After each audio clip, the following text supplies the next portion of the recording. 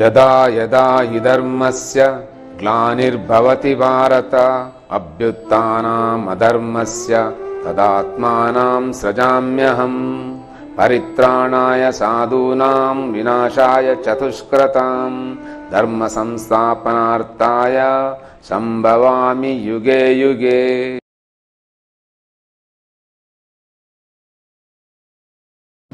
ಭಾರತೀಯ ಸನಾತನಿ ಹಿಂದೂ ಧರ್ಮದ ಎಲ್ಲ ಸಹೃದಯ ಬಂಧುಗಳಿಗೆ ಆಧ್ಯಾತ್ಮ ಚಿಂತನಾ ರಹಸ್ಯ ಸರಣಿಗೆ ಸ್ವಾಗತ. ಶರೀರ, ಮನಸ್ಸು, ಬುದ್ಧಿಗಳ ಮುಖಾಂತರ ಇಂದ್ರಿಯಗಳನ್ನು ಉಪಯೋಗಿಸಿಕೊಂಡು ಶರೀರ ಹೇಗೆ ಜ್ಞಾನವನ್ನು ಸಂಪಾದಿಸ್ತದೆ, ಜ್ಞಾನ ಶರೀರದ ಒಳಗೆ ಹೇಗೆ ವ್ಯಕ್ತಗೊಳ್ತದೆ, ಅವ್ಯಕ್ತದಿಂದ ಅದು ಹೇಗೆ ವ್ಯಕ್ತಗೊಳ್ತದೆ, ಇದನ್ನೆಲ್ಲವನ್ನು ಹಿಂದಿನ ಸಂಚಿಕೆಗಳಲ್ಲಿ ನಾವು ನೋಡ್ತಾ ಬಂದಿದ್ದೇವೆ. ಇವತ್ತು ಯಾವ ಕ್ರಿಯೆಯಿಂದಾಗಿ ಇದೆಲ್ಲ ಘಟಿಸ್ತದೆ, ಯಾವ ಕ್ರಿಯೆ ನಮ್ಮೊಳಗೆ ಘಟಿಸಿದ್ದಕ್ಕೆ ಇಂಥ ಅಕ್ಷರಗಳು, ಇಂಥ ಜ್ಞಾನ ಅದು ಎಲ್ಲಿಂದ ಹೊರಹೊಮ್ಮುತ್ತದೆ, ಯಾಕೆ ಹೊರಹೊಮ್ಮುತ್ತದೆ. ಹಿಂದಿನ ಸಂಚಿಕೆಯಲ್ಲಿ ಎಯ ಬಗ್ಗೆ ತಿಳಿಸಿದ್ದೆ. ಇವತ್ತು ಓ, ಈ ಓ ಅನ್ನುವಂಥ ಅಕ್ಷರ ಏನಿದೆ ಇದು ನಮ್ಮ ಕನ್ನಡದಲ್ಲಿ ಆದರೆ ಒಂದು ಅಂತ ಹೇಳ್ತೇವೆ. ಹಾಗೆ ಇಲ್ಲಿ ಆ ಓ ಅನ್ನುವಂಥ ಅಕ್ಷರ ಓಂಕಾರದ ಸ್ವರದ ಅಕ್ಷರ. ಅದು ಆಕಾರ, ಊಕಾರ, ಮಾಕಾರ, ಜೇಂಕಾರ ಅಂತ ಬ್ರಹ್ಮಗ್ರಂಥಿ, ವಿಷ್ಣು ಗ್ರಂಥಿ, ರುದ್ರ ಗ್ರಂಥಿಯ ಮುಖಾಂತರ ಹಾದುಕೊಂಡು ಹೋಗುವುದಕ್ಕಿಂತ ಮೊದಲು ಪ್ರಾರಂಭದಲ್ಲಿ ಅದು ಲಿಂಗದ ದಕ್ಷಿಣದ ಧ್ರುವದಿಂದ ಉತ್ತರದ ಧ್ರುವದ ಕಡೆಗೆ ಹರಿಯುತ್ತಾ ಮೂಲಾಧಾರವನ್ನು ಪ್ರವೇಶಿಸಿದ ತಕ್ಷಣ ಅದು ಓ. ಇಂಥ ಓ ಅದು ಓಂಕಾರ. ಆ ಓಂಕಾರ ಇಲ್ಲಿ 16 ಅಕ್ಷರಗಳಾಗಿ ಗೋಚರಿಸಿದ್ದು, ಅದನ್ನು ಬ್ರಹ್ಮಗ್ರಂಥಿ, ವಿಷ್ಣು ಗ್ರಂಥಿ, ರುದ್ರ ಗ್ರಂಥಿ ಜಾಗೃತಗೊಂಡಂಥ 3 ತಲೆಯ ದತ್ತಾತ್ರೇಯ ಗ್ರಹಿಸಿದ್ದು ಆದಿವಿದ್ಯೆ. ಇದನ್ನೆಲ್ಲವನ್ನು ನಾವು ತಿಳಿಯುತ್ತಾ ಬಂದಿದ್ದೇವೆ. ಇಂಥ ಓಂಕಾರ ಅದು ಇಹದಲ್ಲಿರುವಂಥ ಶರೀರದೊಂದಿಗೆ ಸೇರಿ ಅದು ಓಂಕಾರ. ಆ ಶರೀರದಿಂದ ಹೊರಗಿದ್ದಾಗ ಅದು ಜೇಂಕಾರ. ಇನ್ನು ಶರೀರದಿಂದ ಹೊರಗಿರುವಂಥ ಜೇಂಕಾರವೇ ಮೂಲಾಧಾರವನ್ನು ಪ್ರವೇಶಿಸಿದಾಗ ಶರೀರದಿಂದಾಗಿ ಅದು ಓಂಕಾರ ಅಂತಾಯಿತು. ಶರೀರದಲ್ಲಿರುವುದು ಬ್ರಹ್ಮಗ್ರಂಥಿ, ವಿಷ್ಣು ಗ್ರಂಥಿ, ರುದ್ರ ಗ್ರಂಥಿ ಅಂತ ಈ ಗ್ರಂಥಿಗಳಿಂದಾಗಿ ಅದು ಓಂಕಾರ ಅಂತಾಯಿತು. ಈ ಓಂಕಾರದ ಒಳಗೆ ಇದೆ ಜೇಂಕಾರ. ಆ ಜೇಂಕಾರವೇ ಈ ಓಂಕಾರದ ಸೃಷ್ಟಿಗೆ ಇಲ್ಲಿ ಕಾರಣ. ಅಂದರೆ ಇದು ಪ್ರಕೃತಿ ಪುರುಷರ ಸಮ್ಮಿಲನದ ಕತೆ, ಶಿವಶಕ್ತಿ ಯುಕ್ತವಾಗುವಂಥ ಕತೆ. ಆ ಸ್ಥಿತಿಯಲ್ಲಿ ಈಗ ಇದೆ ಈ ಶರೀರ, ಪ್ರತಿಯೊಬ್ಬನ ಶರೀರವು. ಹಾಗೆ ಇಲ್ಲಿ ಇಹಕ್ಕೆ ಬರುವಾಗ ಅದು ಓಂಕಾರ, ಅದು ಪರದಲ್ಲಿರುವಾಗ ಅದು ಜೇಂಕಾರ.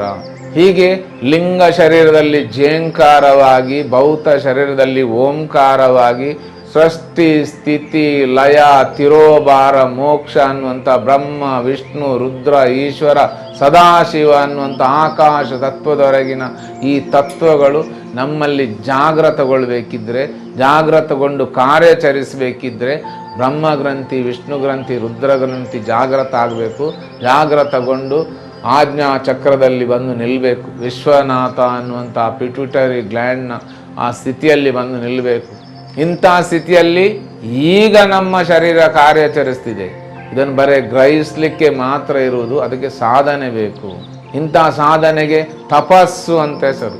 ತಪ ಅಂತೇಳಿದರೆ ಬೇಯುವುದು, ಬಿಸಿ. ತಾ ಅಂತೇಳಿ ಇರುವುದು ಎಲ್ಲಿ? ಆಕಾಶದಲ್ಲಿ. ಅಪ ಅಂತ ಹೇಳಿದರೆ ಜಲತತ್ವ, ನೀರು. ಅದು ನಮ್ಮ ಶರೀರದಲ್ಲಿ 72% ಜಲತತ್ವ ಇದೆ. ಅದರಲ್ಲಿ 9 ನವರಸಗಳಿದೆ. ಅದರ ಮುಖಾಂತರ ನಾವು ಭಾವಿಸ್ತೇವೆ. ಯಾವುದನ್ನು ಭಾವಿಸ್ತೇವೆ? ಆ ಜಲದಲ್ಲಿರುವಂಥ ಅಗ್ನಿ ತತ್ವವನ್ನು. ಹಸು ಅಂತ ಹೇಳಿದರೆ ಅಪದಲ್ಲಿ ಇರುವುದು ಹಸು, ತಪಸ್ಸು. ಹಾಗಾದರೆ ಅಪದಲ್ಲಿ ಇರುವುದು ಯಾವುದು ಕೇಳಿದ? ಅದಕ್ಕೆ ಅಗ್ನಿ. ಆ ಅಗ್ನಿಗೆ ನಾವಿಲ್ಲಿ ನಾರಿ, ನಾರ ಅಂತ ಹೇಳಿದರೆ ನೀರು, ನಾರಿ ಹೇಳಿದರೆ ಅದರ ಶಕ್ತಿ ಯಾವುದು? ಹೈಡ್ರೋಜನ್. ಇಂಥ ಅಗ್ನಿ ತತ್ವ ನಮ್ಮ ಇಡೀ ಶರೀರದಲ್ಲಿದೆ. ಅಂತ ಅಗ್ನಿ ತತ್ವ ಇಡೀ ಶರೀರದಲ್ಲಿ ಎಲ್ಲಿಂದ ಕಾರ್ಯಾಚರಿಸ್ತಾ ಇದೆ ಅಂತ ಕೇಳಿದರೆ ಅದು ಭ್ರೂಮಧ್ಯದಿಂದ. ಆ ಭ್ರೂಮಧ್ಯದೊಳಗಿರುವಂಥ ಚಿಂತಾಮಣಿ, ಗ್ರಾಪಿನಿಯಲ್ ಗ್ಲ್ಯಾಂಡ್ ಅಂತ ಏನಿದೆ, ಅದರಲ್ಲಿರುವಂಥ ಮೆಲಟೋನಿನ್ ಹಾರ್ಮೋನ್ ಇಲ್ಲಿ ಅಗ್ನಿಯಾಗಿ ಕಾರ್ಯಾಚರಿಸ್ತದೆ. ಅಗ ಅಂತ ಹೇಳಿದರೆ ಪರ್ವತ, ಪರ್ವತದಿಂದ ಹುಟ್ಟಿದ್ದು. ಒಂದು ಪಿರಮಿಡ್ ಇದ್ರೆ ಆ ಪಿರಮಿಡ್ ಆದ ನಂತರ ಅಲ್ಲಿ ಅಗ್ನಿ ಕೇಂದ್ರ ಪೈರಾಮಿಡ್ ಅಂತ ಬರ್ತದೆ. ಅಂತ ಹೇಳಿದ್ರೆ ಹಿಂದೆ ಅಲ್ಲಿ ಹಿಮಾಲಯ ಇರಲಿಲ್ಲ, ಮತ್ತೆ ಅಲ್ಲಿ ಹಿಮಾಲಯ ತಯಾರಾಯಿತು.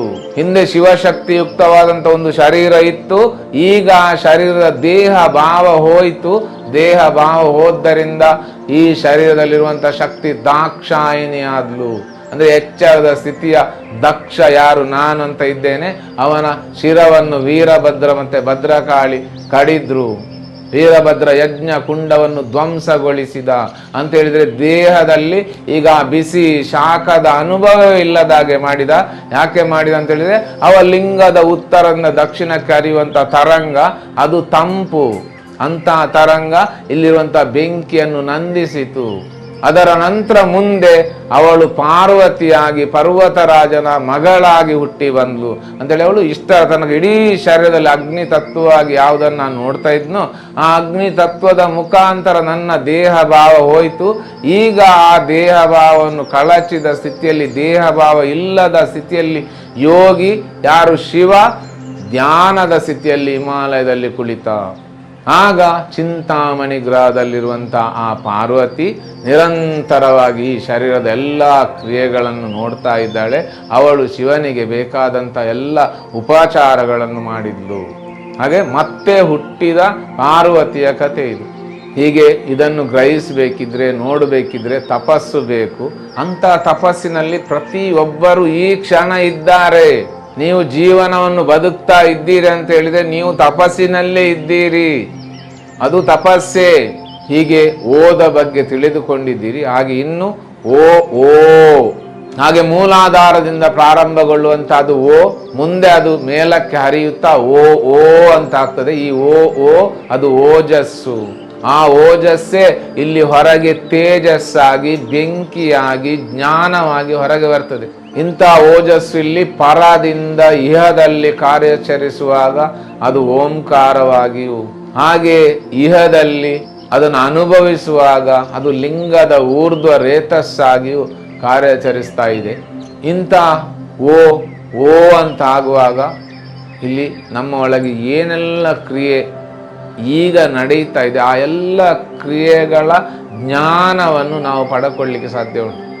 ಆಗ ನಮಗೆ ಅಲ್ಲಿ ಚಕ್ರಗಳು, ಚಕ್ರದ ದಳಗಳು, ಚಕ್ರದ ಬಣ್ಣ, ಚಕ್ರದ ಅಕ್ಷರಗಳು, ಇನ್ನು ಯಾವ ಯಾವ ಚಕ್ರ ಯಾವ ಯಾವ ಸಮಸ್ಯೆಗಳನ್ನು ಸರಿಪಡಿಸ್ತದೆ, ಯಾವ ಯಾವ ಚಕ್ರದ ಕ್ರಿಯೆ ಸಮರ್ಪಕವಾಗಿ ನಡೆಯುತ್ತಾ ಇಲ್ಲ ಅಂತ ಹೇಳಿದರೆ ಯಾವ ಯಾವ ರೀತಿಯ ರೋಗ ರುಜಿನಗಳನ್ನು, ಮಾನಸಿಕ ಸಮಸ್ಯೆಗಳನ್ನು ನಾವು ಅನುಭವಿಸ್ತೇವೆ.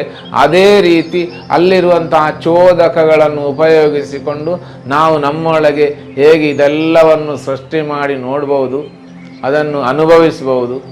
ಇದೆಲ್ಲವನ್ನು ನೀವು ಹಿಂದಿನ ಸಂಚಿಕೆಗಳಿಂದ ತಿಳಿದುಕೊಂಡು ಬಂದಿದ್ದೀರಿ. ಹೀಗೆ ಓ ಓ ಅನ್ನುವಂಥ ಎರಡು ಅಕ್ಷರಗಳು, ಈ ಓಂಕಾರ ಜೇಂಕಾರದ ಮಿಲನ, ಅದರಲ್ಲಿ ನಡೆಯುವಂಥ ಸೃಷ್ಟಿ.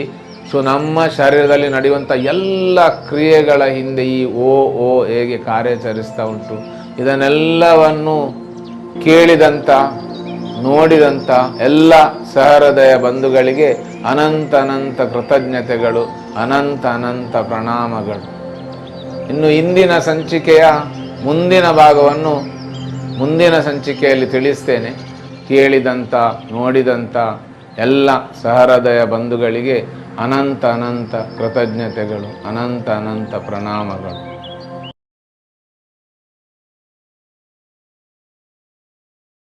ಕೇಳಿದಂಥ ಎಲ್ಲ ಸಹೃದಯ ಬಂಧುಗಳು ಕೆಳಗಿರುವಂಥ ಲೈಕ್ ಬಟನ್ ಅನ್ನು ಒತ್ತಿ ಪ್ರೋತ್ಸಾಹಿಸಬೇಕು.